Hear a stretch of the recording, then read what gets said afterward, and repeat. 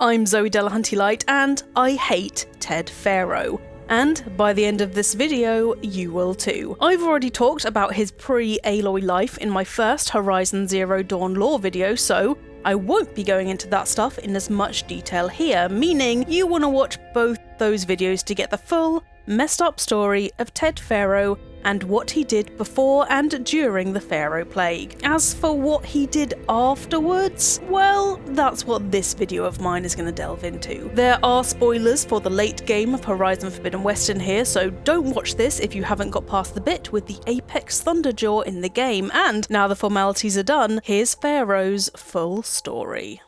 Ted Faro is called an egomaniac in the notes of Horizon Forbidden West, and that's the only thing you need to know about him to understand the kind of person he is. He dropped out of college, established Faro Automated Solutions, and helped the environmental recovery of the planet alongside his recent hire and genius Elizabeth Sobek. Climate change is very real and we need to petition fossil fuel companies to stop destroying our planet and lobby national powers to hold their polluting activities to account. High on public praise, he then exposed his egomaniac side and moved into the automated military sector. Created the Chariot line of robots with no backdoor, so it would take literal decades to hack into them, and then this hubris of his created the Faro Plague, when a swarm of Chariot robots went rogue and decimated all organic life on the planet. Faro was, rightly, blackmailed into funding the Zero Dawn project by Sobek, sealed himself into his bunker called Thebes, and then made an astonishing choice. Under the misguided belief that future generations should be innocent of all of humanity's discoveries and advancements, and in a fragile state of mind, he deleted the entire Apollo archive, which would have taught humanity how to survive in the wilderness and rebuild civilization. He never regretted this decision. He said this was for the good of humanity, but really, I think he just couldn't stand the idea of the future humans knowing he caused the Faro Plague and wiped out humanity because he's a delicate little egomaniac who can't possibly believe he's ever at fault. Dick. Oh, then he murdered the remaining alphas, Sobek having already sacrificed herself to keep them alive, meaning that work on the Zero Dawn project couldn't be formally completed. Again, dick. That's a very brief recap of what we know so far. In Horizon Forbidden West, it was finally revealed what went on in Thebes once Faro sealed himself inside, and what became of him. Why did he name his bunker Thebes? Well, Thebes used to be the capital of Egypt, so I assume he wanted to lend his bunker a sense of grandeur because God forbid he lives anywhere normal. Thebes itself was in a particularly strategic location. Faro ordered it to be built in San Francisco above a geothermal hotspot and integrated an automated geothermal energy plant into its structure, meaning Thebes ran on an unlimited power source. One particular log has him account for this idea by describing himself as more of a visionary than an engineer. Groan. Into this energy plant he included a safeguard. Should anyone try to destroy, overrun, or otherwise gain control of his geothermal energy plant and Thebes, the whole facility would self-destruct. Faro couldn't bear the idea of anyone else having control over his possessions. Within the grandiose living space of Thebes, there was everything he and his retinue needed to live out the rest of their lives. There was a gym, a medical bay, kitchen, huge living quarters with sculpted walls, and plenty of bedrooms and extra storage space so no one was crammed in together. Oh yeah, and there was also a giant throne room leading to the entrance of Thebes, complete with statues of what could be the Egyptian goddess of war Sekhmet, and another cavernous great hall with a towering statue of Ted Faro right in the middle. The pose he's in imitates the statues of pharaohs found in ancient Egypt. Knowing him, not only is this an ego thing, but he possibly intended for future humans to find this statue and think he was a god or something, with its mass intended to intimidate and impress them. Faro sees himself as a, well, pharaoh. White dude calling himself a pharaoh earns Ted here another 10 dick points. He installed scarab robots as guard dogs in this room too, seemingly not quite scarred deep enough by the Faro Plague to avoid a bit of branding. Thebes was home to more people than just Faro though. Sealed into the bunker alongside him was a group of others, the precise number of which I'm not entirely sure. Those we do know of are the following: Dr. Narong Somptao, a medical professional in the top of his field, to attend to the needs and treatment of those within Thebes; Kanya Somptao, Dr. Somptao's teenage daughter; Grigory Fasbach, a guru and spiritual leader meant to guide and console Ted Faro through therapy and spiritual mentoring; Brianna, second name unknown. Brianna was a hollow singer who was unlike the other women in Thebes. Kanya said of Brianna, "She's different. She's always been nice to me, and I love her voice." And then there was a handful of unknown women who Kanya calls Pharaoh's harem, and I think she means that literally. These women acted as Pharaoh's wives, essentially, massaging his ego and providing him with companionship and such. In Kanya's own words, they're like contestants on a housewife sim preening for the hubby's attention. Take that however you will. I don't blame them one bit for wanting to survive the Pharaoh apocalypse, and if taking advantage of Pharaoh's ego is the only way to do that, fair play to them. After being sealed inside Thebes, 2 years pass. We mainly have Kanya's accounts to go on for what happened during those years, and there's not a lot of entries, so all that we really know about this time is that Grigory, the guru, kept Pharaoh stable while Kanya got weirded out by the situation she found herself in. A look inside Grigory's diary reveals his own internal struggle about the morality of what he's doing. He writes that he believes he told Pharaoh what he wanted to hear, rather than what he needed to hear. Did I want to lead him to salvation, or was I simply seeking my own? I invited him to consider his being in a universe bereft of the trappings of techno-nihilism. But did he instead annihilate his own past along with the rest of the world? Grigory writes. Grigory worried that he only sought refuge in Thebes to save his own life rather than to pursue his quest for spiritual meaning and to nurture Pharaoh on his own spiritual journey. Based on their discussions, Grigory had long held suspicions about what Pharaoh might have done to the Zero Dawn project and started to do some digging. Then, Pharaoh's worst nightmare happened. Grigory found out about the murder of the Alphas. Without any prior warning, Grigory dies in his sleep. Pharaoh does an awkward public announcement consoling the inhabitants of Thebes about Grigory's unexpected death, and life moves on. Despite, or more likely because of Pharaoh's feeble attempt at empathy, Kanya knows something is up. She spends her time hiding in the gym to avoid the others, growing frustrated that none of the adults will talk to her about Grigory's death, treating her as if she's a child. Noticeably, Brianna becomes reclusive after Grigory's death. Unlike the other people in Thebes, she doesn't gossip and stays strangely quiet. Kanya notices this and, respecting Brianna and trusting her more than anyone else apart from her own dad, resolves to find out what's made Brianna become so reclusive. The confrontation between the two women is a revelation. Brianna reveals to Kanya that before he died, Grigory told her that he hacked into restricted files and found out that Pharaoh murdered the Alphas. Kanya thinks Pharaoh might have somehow killed Grigory after he made the discovery, yet she knows from her father that there was no mark on Grigory's body when he was discovered. Days later, Brianna is found dead. Losing the only other person she trusted makes Kanya realise that Pharaoh is watching over all of them, with it finally dawning on her how much power he has. Thebes has become what she calls an underground nightmare. After Brianna's death, Dr. Somptao is shocked and abhorred.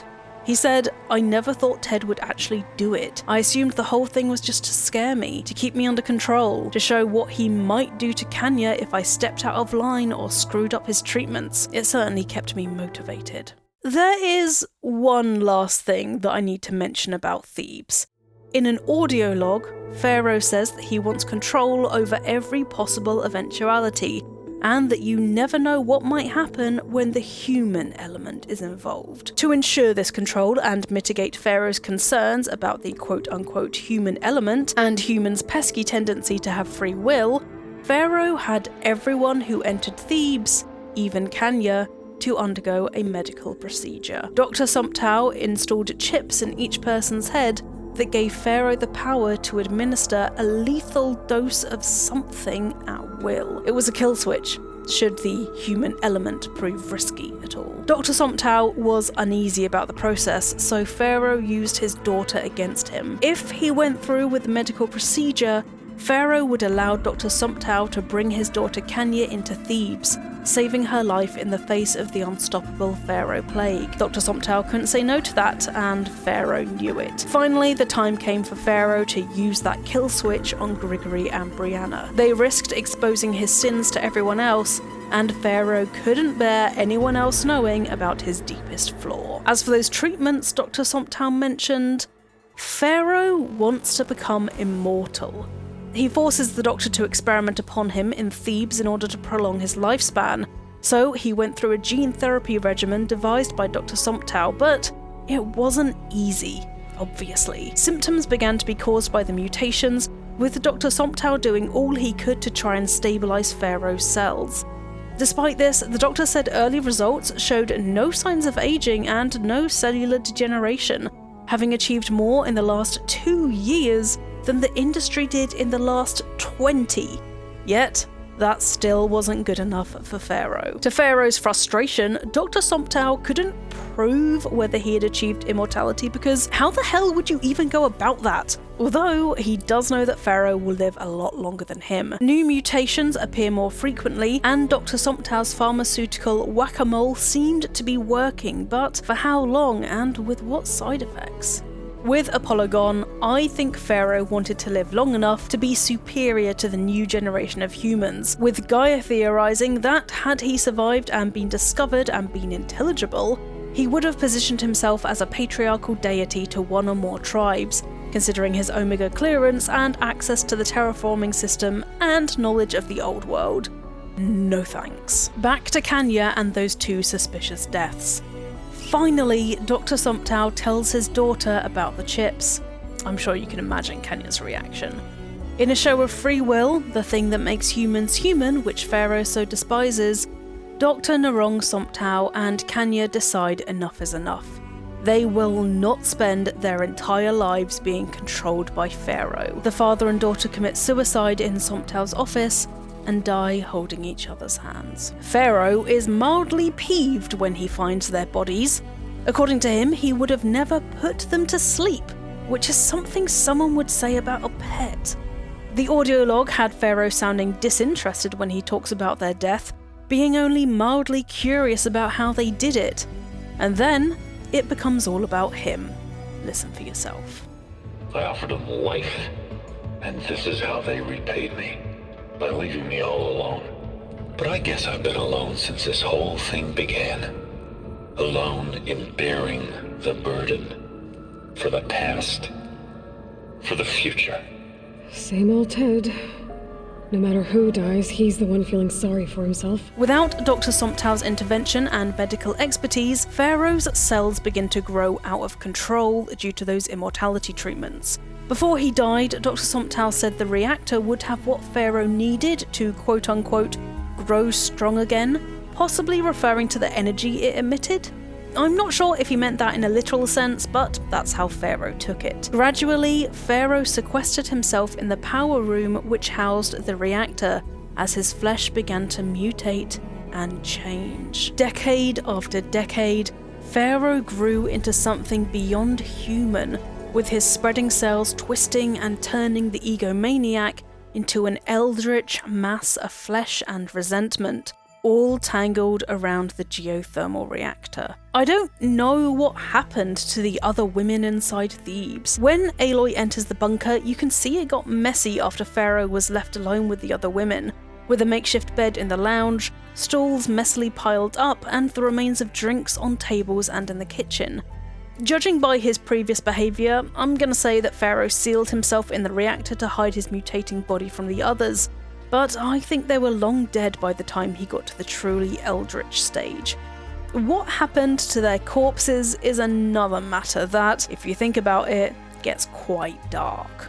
It's week 50,844 by the time Aloy finds Faro, which is 975 years after Thebes was finished. Upon investigating the reactor, Aloy discovers it has a base temperature of 1,876 degrees Fahrenheit and a core temperature of 541 degrees Fahrenheit, way beyond what any human could stand. Its structural integrity is low, and any disturbance could trigger the safeguard protocol Faro initiated. What must Faro have turned into to survive such heat? Echoes of Faro's old audio recording emanate around the generator room, which Faro, deep inside the reactor, hears for the first time in centuries.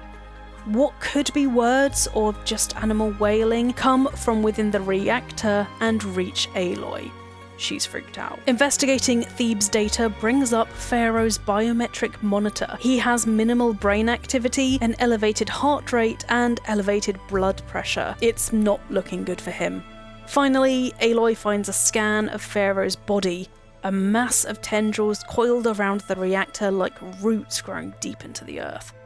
By now, he's about 10 times the size of an average human being, his cell mutations and regeneration having granted Faro immortality, but at a steep price. Judging by his minimal brain activity, it looks like he might have lost a lot of the human intelligence he once had, potentially as his cells began to grow and regenerate at a huge increase around his head and brain. Something might have happened that gave him some kind of head injury, and with that he lost any kind of intelligibility that he might have had. Enter the CEO of the Quen.